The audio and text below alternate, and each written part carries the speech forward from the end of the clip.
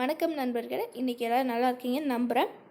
உங்களுக்கு காய்ச்சல், இருமல், சளி இருந்தால் கண்டிப்பாக இந்த வீடியோ பாருங்கள். இதுக்கான ட்ரீட்மெண்ட் நான் சொல்கிறேன். மஞ்சள் பால் தான் அதுக்கான ட்ரீட்மெண்ட்.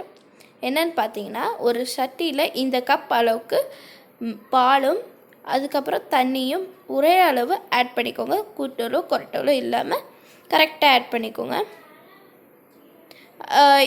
இப்போ இந்த பால் கொஞ்சம் சூடாகினா போதும், உடனே பொங்குற அளவுக்கு நீங்கள் வெயிட் பண்ணணுன்றது அவசியம் கிடையாது. இப்போ 1/4 ஸ்பூன் மஞ்சள் தூள் போட்டுருக்கோங்க. அதுக்கப்புறமா மிளகு போட்டுக்கோங்க. இந்த மிளகு நான் வீட்டில் இருக்க மிளகை வச்சு நுணுக்கி போட்டிருக்கேன். இந்த அளவுக்கு நீங்கள் நுணுக்குனா கூட போதும் தான். இதே ஆட் பண்ணிக்கலாம்.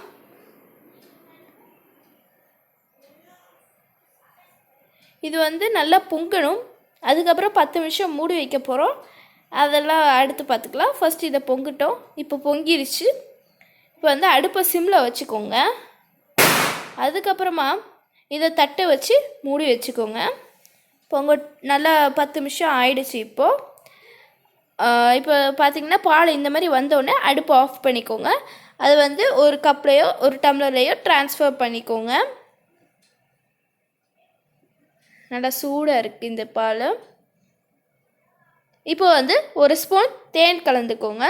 இந்த தேன் எதுக்குன்னு பார்த்தீங்கன்னா, இந்த மிளகும் மஞ்சள் சேர்த்து காட்டமாக இருக்கும்.